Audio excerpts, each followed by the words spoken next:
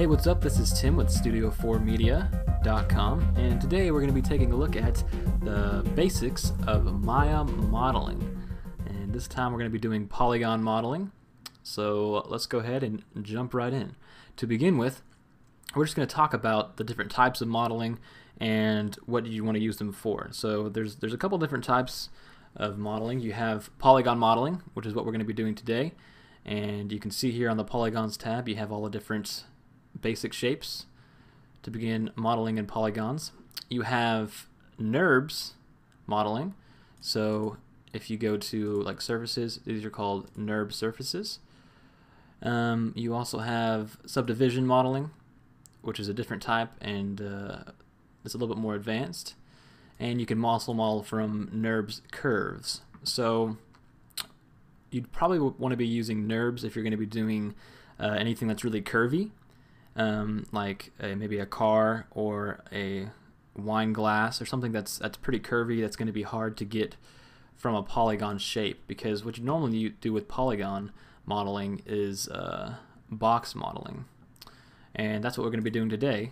So let's go ahead and begin. To start, we're going to, on the polygons tab, just click on the box. There is what I did, and then drag it to the shape you want on your grid.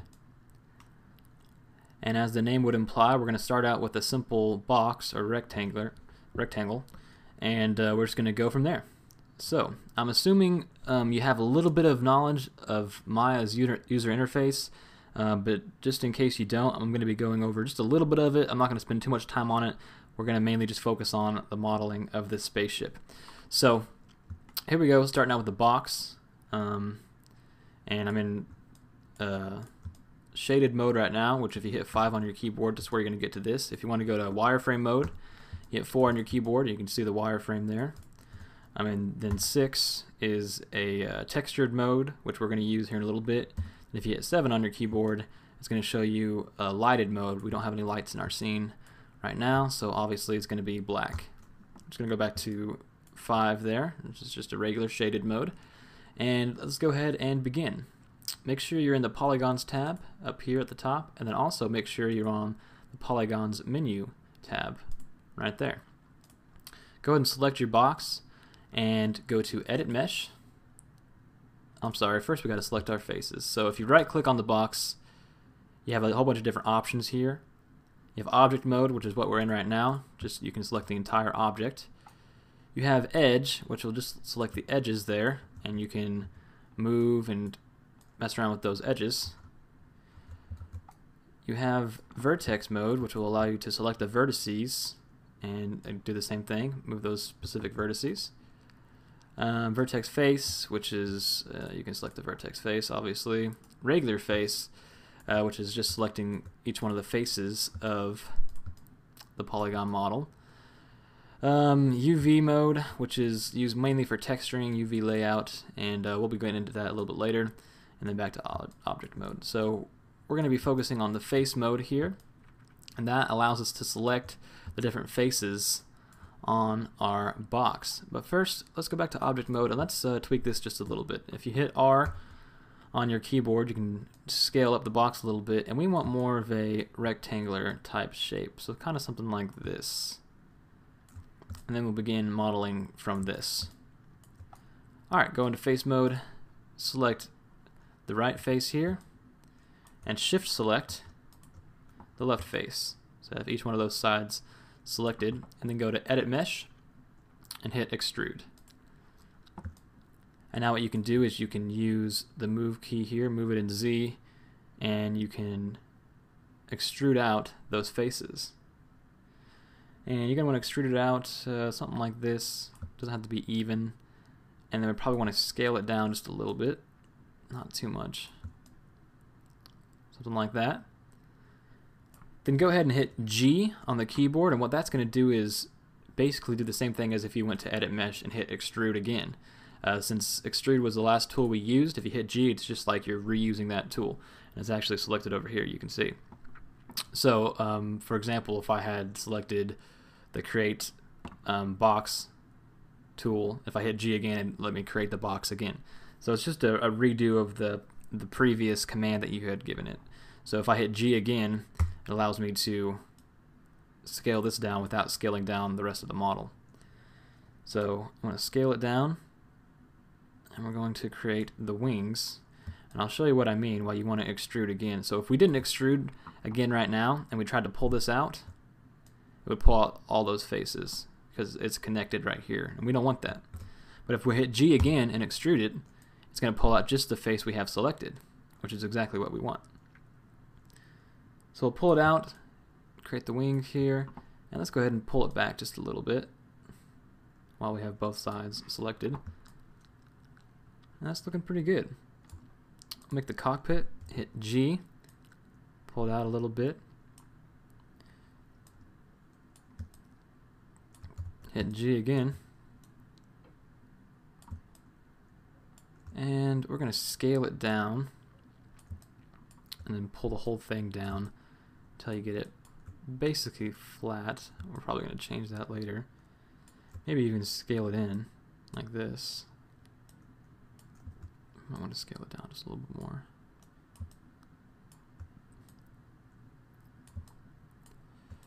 Okay, something like that.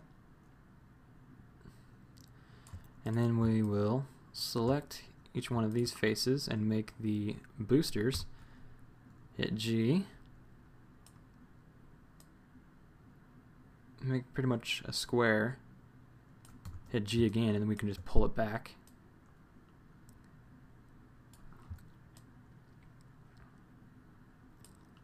Maybe not that far. Something like this there, maybe. And then in the back here, we can make the main booster. Again, hit G. Scale down. And we'll just pull it in. That'll be our main booster. Okay, looking pretty good so far. Let's go ahead and create the top wing here. Hit G, pull it together. And hit G again. Pull it up, and then we're going to want this to be smoothed back as well. Maybe even a little bit more.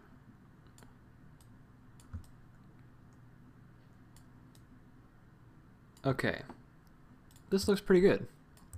So what we have now is a basic spaceship just from starting out with a box or a rectangle, and just from extruding the faces. And right now it doesn't look very good, but I'm going to show you. Let's go ahead and go back into object mode. And you can see here, if we select it, go up here in the polygons tab and hit the smooth button. Hit that a couple times, and it's starting to look pretty good. It's got nice curves to it. It's flowing real well. And it's looking pretty good. Now we're going to go ahead and make a couple more changes. Let's undo that. And let's tweak this just a little bit more. What we do is just increase the amount of edges we have. Because right now, if we smooth this out, as you saw earlier, it's kind of we have a really harsh edge right here. And that's because we just have one edge and it's curving really fast. Unlike these other ones where it's kind of a smooth curve, this one's curving really fast. And so what we want to do is smooth that out a little bit. And we can do this a number of ways, but probably the easiest is going to Edit Mesh, going to Insert Edge Loop Tool, and just adding an edge on the inside of the booster here. And now if we hit R and we scale it down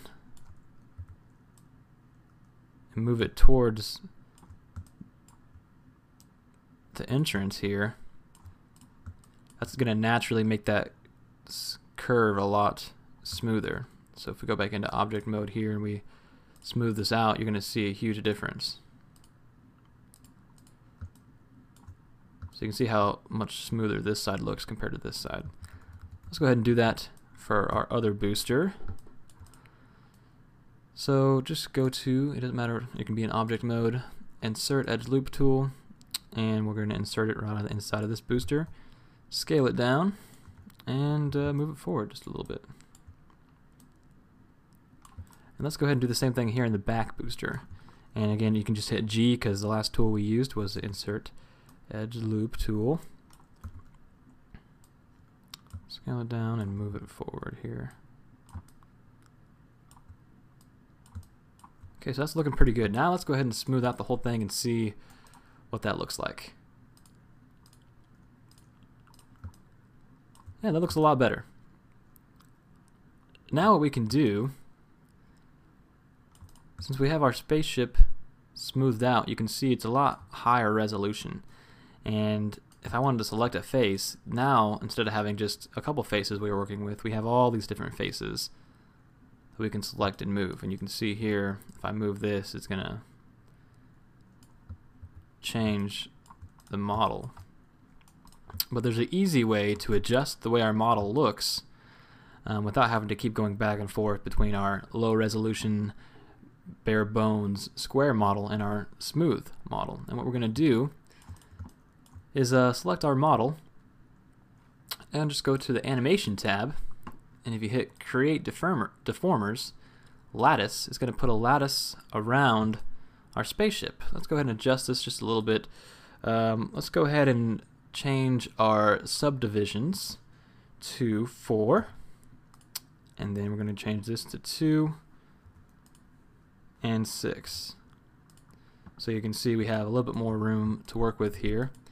If I select the lattice, right click and hit lattice point, what this allows us to do is change the shape of our mesh really easy. So I'll show you.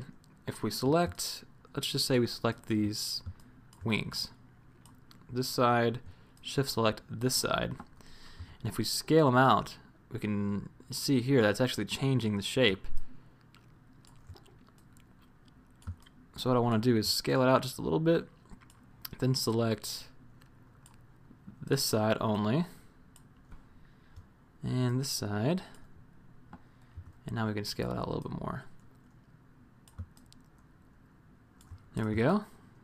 Let's go ahead and change the top wing here. Let's just grab these top ones, move it up. Actually, let's go ahead and grab these ones too. If you hit 4 on the keyboard, you go into wireframe mode just to make sure you don't have anything down here selected on accident, because that would also change the shape of the mesh underneath it. Let's move this up, and then we'll select this here and move this up. And maybe we'll grab the bottom here, move this bottom lip down just a little bit, so it makes that booster a little bit bigger. And possibly grab the nose and pull that down. Maybe even in a little bit. It's kind of extruded out pretty far. Let's go ahead and grab the wings and move those down. Oops, shift select those. Move those down. Maybe you can scale them out a little bit more too.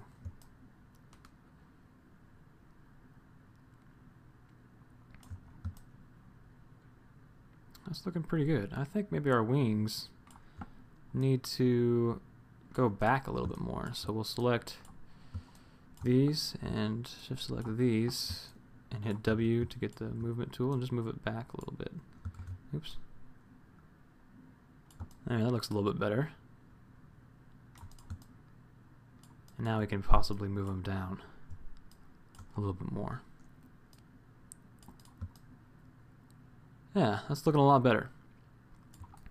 Now if we go back into object mode, you can see here if I selected my lattice and I delete it, it's going to take away the changes we made to our ship. So we don't want to do that. But what you can do is go to, select our mesh and go to display, or actually edit, go to delete by type, history. And that's going to get rid of the lattice for you there, and then also keep the changes made. Once you have all the changes made you want, you can go ahead and delete that. And we're left with a pretty good model. Again, it's really basic, but that's what this tutorial is all about. We just modeled a spaceship out of nothing but a box, made a couple changes, and it's looking pretty good. So next step, let's go ahead and texture this and get it ready for rendering. So to start texturing, let's go ahead and select our model. Let's go into the Hypershade perspective. It's over here on the side. And let's make a new material. Just make a blend material. And if you come over here and go to the attribute editor with your material selected, go ahead and choose the color tab on the side there. Make a new file node. And let's go ahead and open up and add polycolor.iff, and this is going to be available with the tutorial as a download. So you open that up, and then we'll select our model and right click the material and say assign material to selection, and then there we go. We have the picture of our texture on our model. Now this obviously does not look correct whatsoever, so we're going to make a couple changes. Let's go ahead and go to the face mode, select all of our faces, and make a new planar map. So what you do is come up here to this, looks like a regular plane, and we're going to map the faces we have selected. So you click that and go over here to the channel box, and you can see we have our polyplanar map made right there. Next, go to Edit UVs, UV Texture Editor. And now you can see we have our spaceship right here laid out, and you can see the image of our texture. Now this is not in the correct position, so we need to change it a little bit. Let's go ahead and rotate, I think it's in Z, 90 degrees. And nope. Let's try X. Yeah, there we go. X at 90 degrees, and you can also, instead of doing it over here, you can just select the entire thing. Right click on the image and go to UVs, select all of them. You can rotate them, you can scale them, and let's just put it into position here.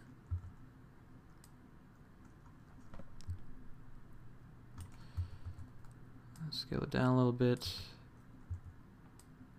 move it to here, and you can always make this window bigger so you can kind of see what your texture is looking like.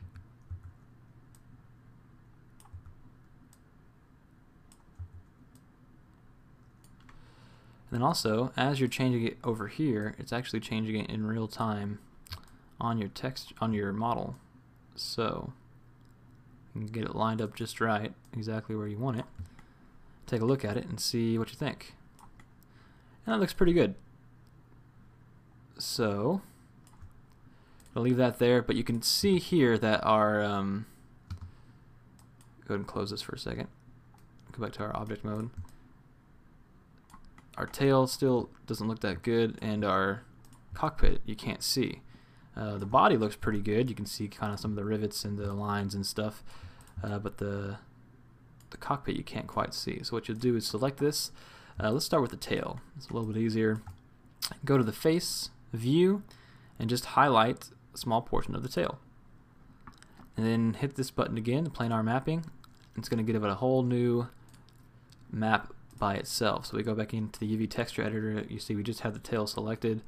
Go to the UV mode, highlight this, and we can make changes to just the tail. And we'll go ahead and move it here, and we're gonna have to rotate it over here, and let's rotate it in X 90 degrees. Nope. Z 90 degrees. Nope. There it is. In Y 90 degrees, so that way our tail can have a little star on it.